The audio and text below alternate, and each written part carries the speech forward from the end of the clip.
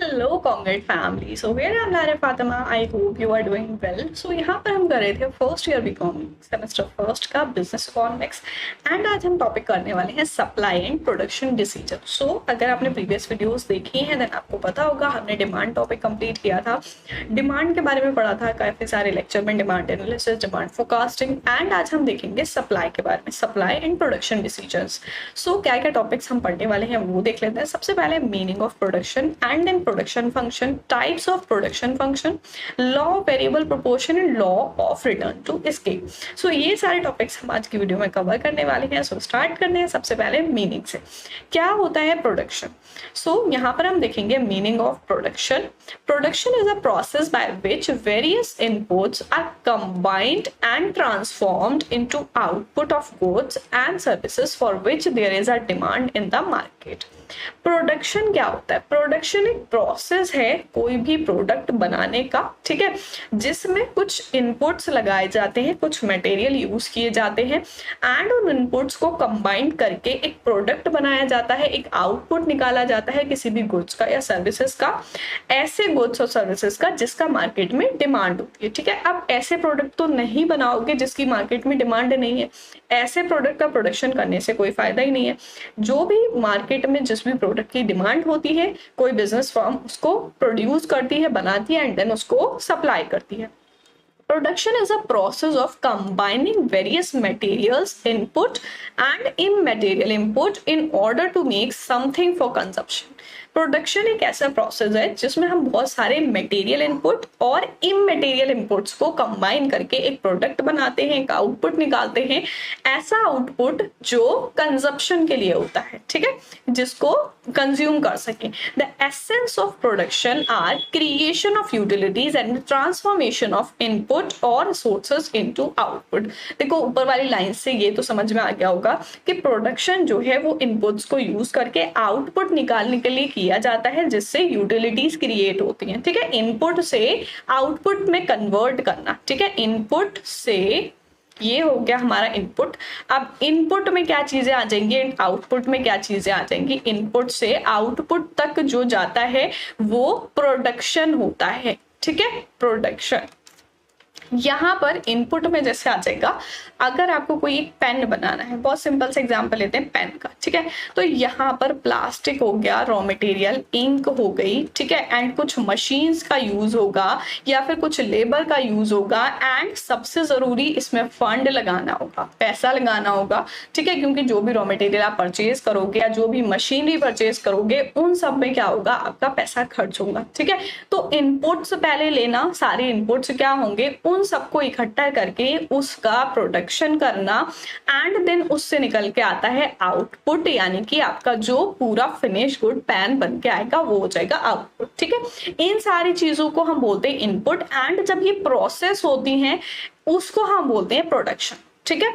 Input are the resources used in the production of goods and services. Input क्या होते हैं, जो भी किसी गुड्स एंड सर्विसेज के प्रोडक्शन में यूज होते हैं, जैसे यहाँ पर हुआ प्लास्टिक और इंक, ये यूज हुआ तो ये जो है इनपुट्स कहलाते हैं, ठीक है। द इम्पोर्टेंट रिसोर्सेज और input in production are land, labour, capital, entrepreneur. So यहाँ पर अभी हमने देखा लैंड, लेबर, कैपिटल। लैंड चाहिए सबसे पहले एंड वहां पर लेबर चाहिए उसको कन्वर्ट करने के लिए या फिर मशीन को हम यूज करते हैं, कैपिटल चाहिए, पैसा चाहिए एंड एंटरप्रेन्योर चाहिए, ठीक है।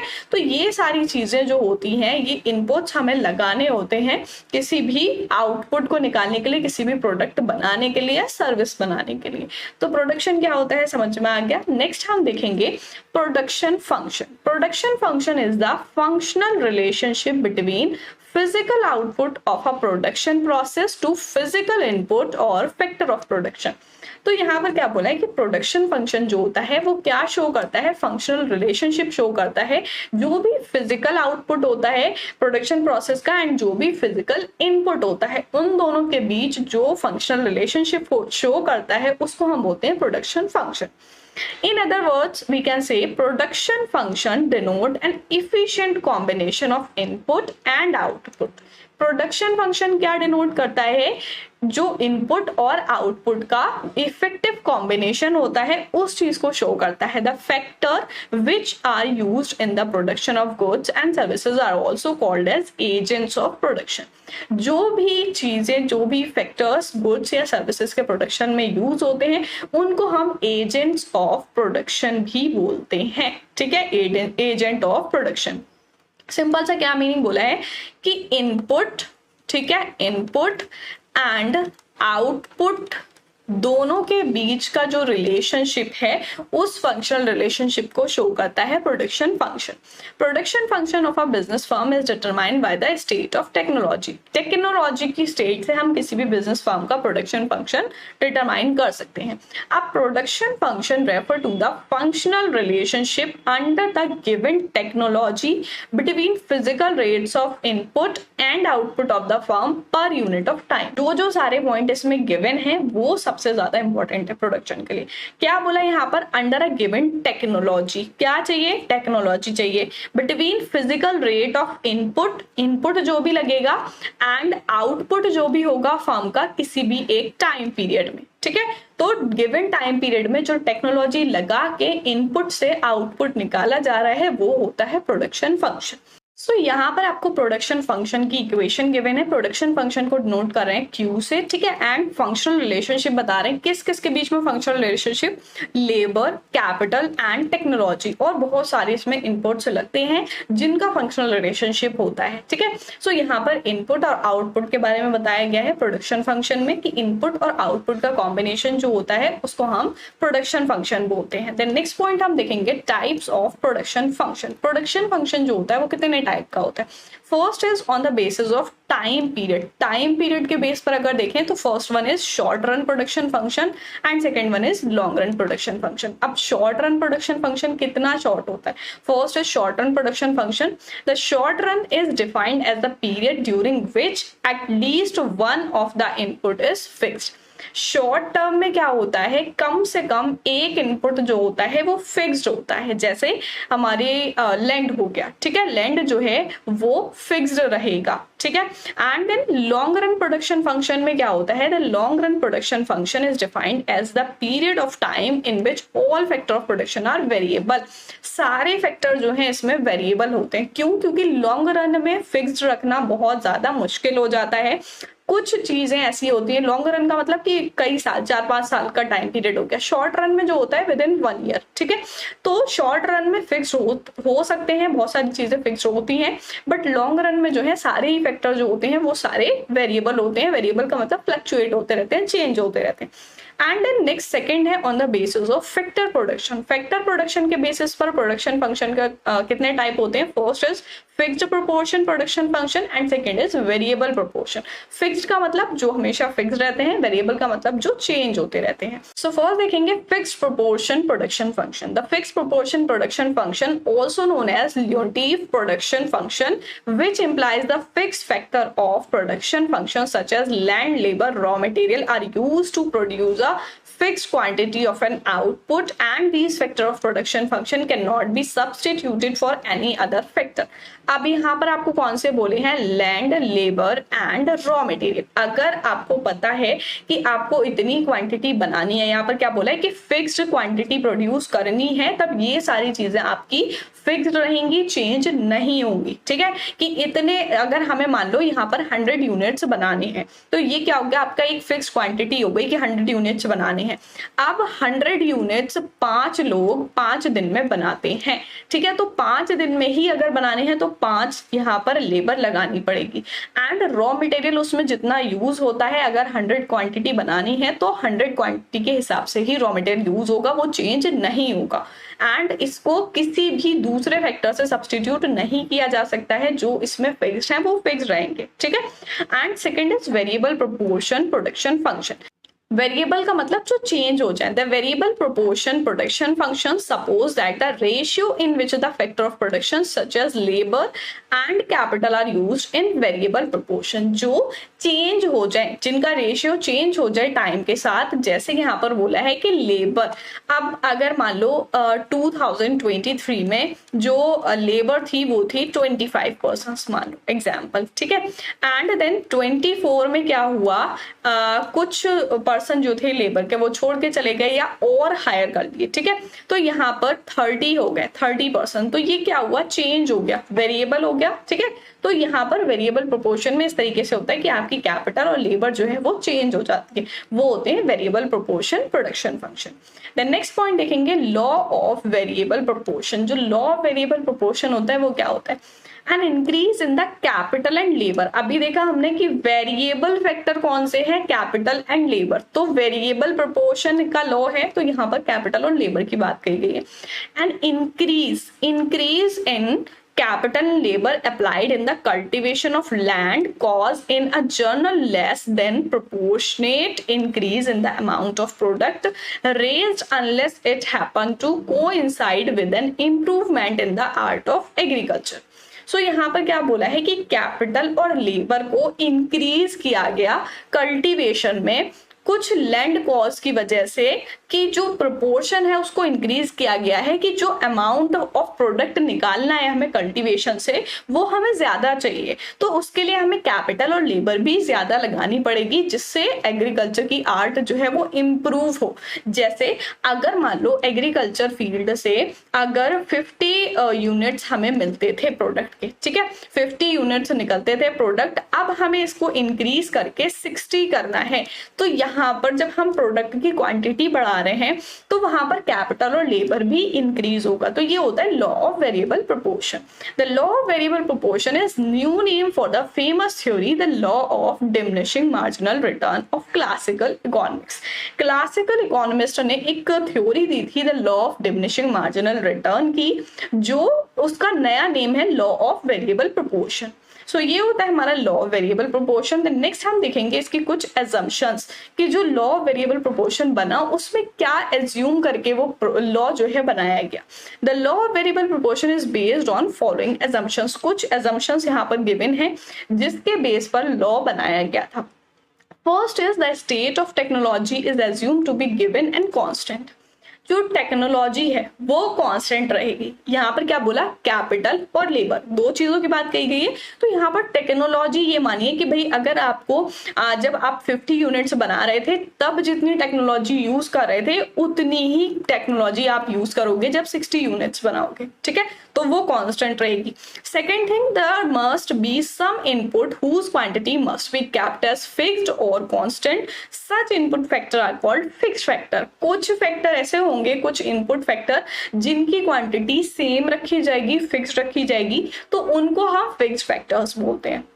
And the next is all unit of variable factor inputs are homogeneous. जितने भी वेरिएबल फैक्टर इनपुट्स हैं, मतलब इनपुट लगाया जा रहा है आउटपुट निकालने के लिए, तो उसमें जो भी वेरिएबल फैक्टर्स हैं वो सारे वेरिएबल फैक्टर होमोजीनियस होंगे, सेम नेचर के होंगे। And the next, the law is based upon the possibility of varying the proportion in which the various factor can be combined to produce the level of output. यहाँ पर क्या बोला है, law जो है वो किसके बेस पर बनाया गया है, पॉसिबिलिटी ऑफ वेरिंग का मतलब चेंज होना, ठीक है, कि चेंज जो प्रोपोर्शन है वो चेंज भी हो सकता है, उसकी पॉसिबिलिटी है, जिसमें अलग अलग फैक्टर्स कंबाइन किए जाएंगे आउटपुट निकालने के लिए जो भी प्रोडक्शन किया जा रहा है, ठीक है। तो यहाँ पर ये एजम्पशंस, ये एज्यूम किया गया था लॉ को बनाने के लिए, ठीक है। एंड देन नेक्स्ट हम देखेंगे change in output due to increase in variable factor can be explain with the table given below. आपको एक टेबल दिख रही है, इसमें हम ये देखेंगे कि जो वेरिएबल फैक्टर है वो इंक्रीज हो रहा है। क्यों इंक्रीज हो रहा है, क्योंकि आउटपुट में चेंज आ रहा है। आउटपुट में चेंज आने की वजह से जब वेरिएबल फैक्टर इंक्रीज होता है तब सारी चीजों पर क्या इफेक्ट पड़ता है वो हम देखेंगे। सो सबसे पहले आपको गिवन है यूनिट ऑफ वेरिएबल फैक्टर यानी कि लेबर, ठीक है। लेबर जो है वो अगर चेंज होती है तो उससे क्या इफेक्ट पड़ेगा।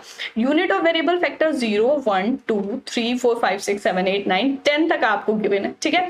एंड टोटल प्रोडक्ट यहाँ पर गिवन है 0, 5, 12, 27, 48, 75, 80, 91, 98, 98 एंड 92। यहाँ पर आप देखोगे कि इंक्रीज होता आ रहा है टोटल प्रोडक्ट एंड देन जाके फिर डिक्रीज होना स्टार्ट हो गया, ठीक है। एंड नेक्स्ट है एवरेज प्रोडक्ट। एवरेज प्रोडक्ट क्या है, यहाँ पर जिस तरीके से टोटल प्रोडक्ट इंक्रीज हो रहा है तो एवरेज प्रोडक्ट भी यहाँ पर इंक्रीज हो रहा था एंड देन फिर डिक्रीज होना स्टार्ट कर गया, ठीक है। इंक्रीज हुआ उसके बाद डिक्रीज होना स्टार्ट कर दिया। मार्जिनल प्रोडक्ट जो होता है, मार्जिनल प्रोडक्ट ऐसे ही इंक्रीज करेगा एंड इंक्रीज होने के बाद यहां से डिक्रीज होना स्टार्ट कर दिया, एक पॉइंट पे जाके 0 हो जाता है, उसके बाद नेगेटिव होना स्टार्ट कर देता है। तो नेगेटिव सिर्फ आपका मार्जिनल प्रोडक्ट यहाँ पर होगा, मार्जिनल प्रोडक्ट इंक्रीज करेगा पहले, फिर डिक्रीज, फिर नेगेटिव, ठीक है। तो ये रिलेशनशिप होता है टोटल, एवरेज और मार्जिनल में। इसका हम यहाँ पर अभी डायग्राम देखेंगे, देन आपको क्लियर हो जाएगा। सो यहाँ पर टोटल प्रोडक्ट देखते हैं ना, total product is the total amount of output produced by using all the variable input in a fixed proportion of production. So यहाँ पर टोटल प्रोडक्ट क्या है, जितना भी टोटल आउटपुट निकाला गया है प्रोडक्शन करके सारे इनपुट्स को यूज करके फिक्स प्रोपोर्शन में, ठीक है। जो भी प्रोडक्ट थे उनको फिक्स प्रोपोर्शन में यूज करके जो भी प्रोडक्शन हुआ उससे जो आउटपुट निकल के आया तो वो टोटल अमाउंट ऑफ आउटपुट जो होता है वो टोटल प्रोडक्ट कहलाता है, ठीक है। And then next is average product. Average product क्या है, average product is the per unit of product, per unit जितना प्रोड्यूस किया जा रहा है by the firm with per unit of variable factor input. Variable factor जो लगा के यूज किया जा रहा है जैसे लेबर एंड कैपिटल, ठीक है। तो वेरिएबल फैक्टर्स लगा के जिसको प्रोड्यूस किया जा रहा है वो यूनिट ऑफ प्रोडक्ट हमारी एवरेज प्रोडक्ट होती है। Next is marginal product. Marginal product is the additional output. Marginal product होता है additional output produced bye an additional unit of variable factor. कोई एक वेरिएबल फैक्टर को एडिशनल लगाया एंड उससे एडिशनल यूनिट, एक्स्ट्रा यूनिट वहां पर प्रोड्यूस की, वो मार्जिनल प्रोडक्ट होता है। सो यहाँ पर डायग्राम आपको शो हो रहा होगा, आउटपुट शो कर रहा है इस तरीके से एंड ये है वैल्यूएबल फैक्टर्स, ठीक है। सो अभी जो हमने टेबल देखी तो उसमें बताया गया कि टोटल प्रोडक्ट हमारा क्या कर रहा है, इंक्रीज कर रहा है, ठीक है। टोटल प्रोडक्ट देखते हैं, ये इंक्रीज कर रहा है, इंक्रीज हुआ एंड एक पॉइंट पे जाके ये हाईएस्ट हुआ, उसके बाद डिक्रीज करना स्टार्ट कर गया, ठीक है। ये हो गया total product. And then next था एवरेज प्रोडक्ट। तो एवरेज प्रोडक्ट इंक्रीज करेगा एंड देन फिर यहाँ पर इंक्रीज होके जैसे टोटल प्रोडक्ट डिक्रीज होगा उस तरीके से एवरेज प्रोडक्ट भी डिक्रीज होना स्टार्ट कर जाएगा। उसके बाद मार्जिनल प्रोडक्ट है। मार्जिनल प्रोडक्ट इंक्रीज करेगा एंड देन यहाँ पर जाके जब ये टोटल प्रोडक्ट इंक्रीज कर रहा है उस टाइम पर जाके ये डिक्रीज करेगा, यहाँ पर आ गया 0 पर, ठीक है। 0 पर आने के बाद ये चला जाएगा निगेटिव। तो इस तरीके से इसका डायग्राम बनेगा। ये हो गया यहाँ पर जब इंक्रीजिंग है सारी चीजें, average product and total product increase कर रहा है, ये हो गया हमारा फेज 1। एंड देन जब दोनों ही चीजें यहाँ पर हाईएस्ट होंगी और मार्जिनल प्रोडक्ट जो है वो 0 होगा, वो होगा फेज 2। एंड जब तीनों ही चीजें हमारी डिक्रीज होने लग जाएंगी, average product and total product तो डिक्रीज होगा बट मार्जिनल प्रोडक्ट जो है वो निगेटिव में चला जाएगा, वो हो जाएगा फेज 3, ठीक है। तो तीनों में रिलेशनशिप समझ में आ गया टोटल, एवरेज एंड मार्जिनल के बीच।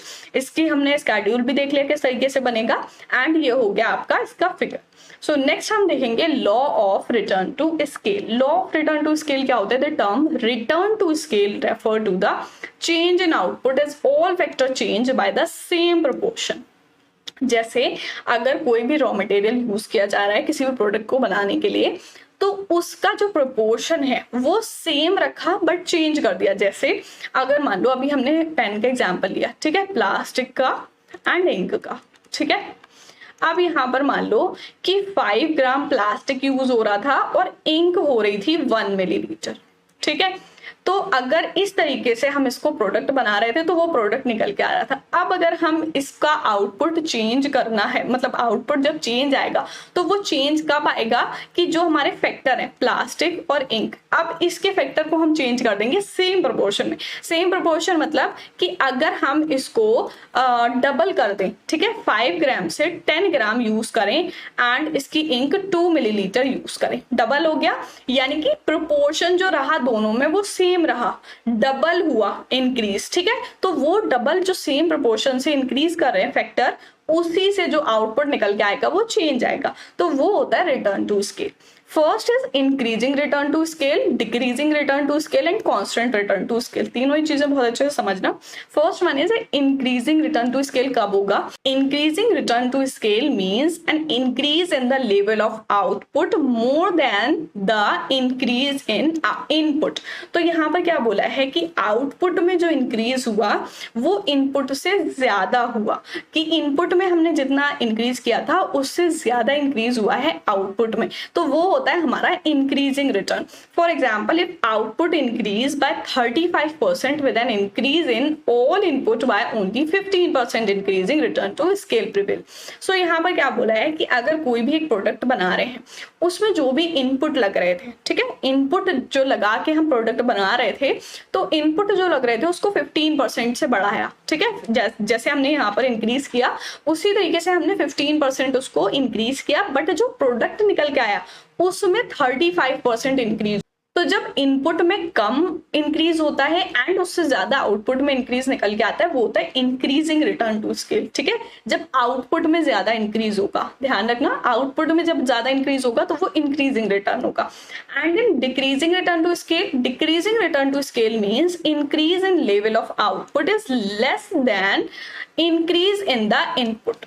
आउटपुट का जो निकल के आया इंक्रीज वो इनपुट से कम है, ठीक है, इन आउटपुट का लेवल जो है वो इनपुट के लेवल से कम है। For example, output increase by 25% with an increase in all input by 35% decrease in the return to scale prevail. So कब रिटर्न टू स्केल डिक्रीजिंग होगा? जब इनपुट ज्यादा इंक्रीज कर रहा है एंड आउटपुट जो है वो कम इंक्रीज कर रहा है, ठीक है।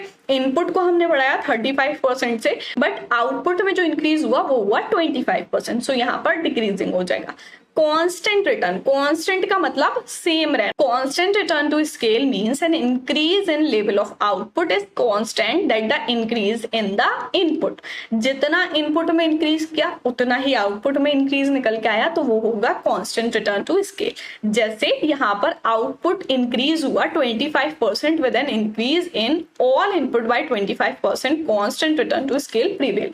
25% से इनपुट इंक्रीज किया तो जो रिजल्ट निकल के आया, आउटपुट निकल के आया, उसमें भी 25% ही इंक्रीज हुआ है, तो वो होगा कांस्टेंट। आई होप क्लियर हो गया होगा law of return to scale क्या होता है, increasing, decreasing and constant. So ये था हमारा आज का लेक्चर जिसमें हमने देखा supply and production decision. So इसमें हमने देखा मीनिंग ऑफ प्रोडक्शन क्या होता है, एंड देन प्रोडक्शन फंक्शन क्या होता है, types of production function and law of variable proportion, and यहाँ पर relationship total, average and marginal में क्या होता है, total product, average product and marginal product, and last law of return to scale. I hope आप लोग को सारी चीजें क्लियर हो गई होंगी। सो ये था हमारा आज का लेक्चर।